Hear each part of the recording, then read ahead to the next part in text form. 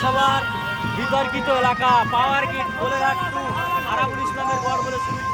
সেই আরাবুল ইসলামের গড়ে আজকে আইএসএফ মনোনীত ভাইজানের প্রার্থী নূর আলম খান মহাশয়ের সমর্থনে কোলেরহাট টু এর বিভিন্ন গ্রামে বিভিন্ন এলাকায় ভোট প্রচারে আছেন আমাদের প্রার্থী নূর আলম খান মহাশয়।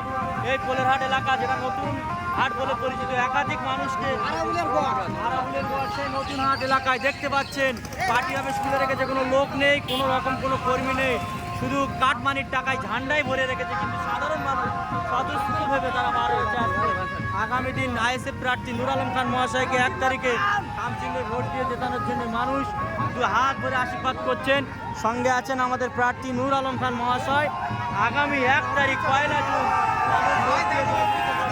মানুষকে আশীর্বাদ দিতে আজকে মানুষের দুয়ারে দুয়ারে চলে এসেছেন আইএসএফের প্রার্থী অ্যাডভোকেট নূর আলম খান মহাশয়।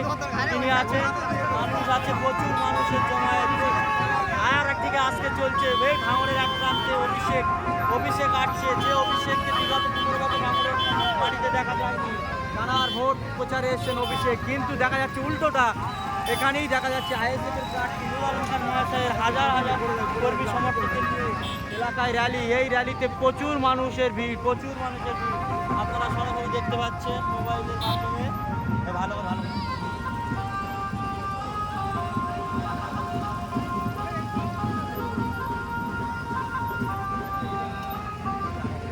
আবশ্যন ভাই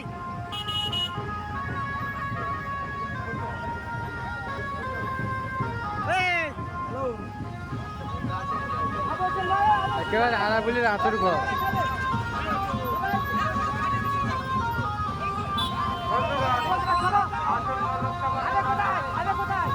এই সেই পাহাড় গেট,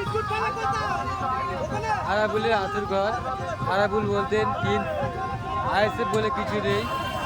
আজ সেখানে একেবারে আরাবুলের আতর ঘরে অ্যাডভোকেট নূর আলম খান আইএসএফের মনোনীত প্রার্থী নূর আলম খানের ভোট প্রচারের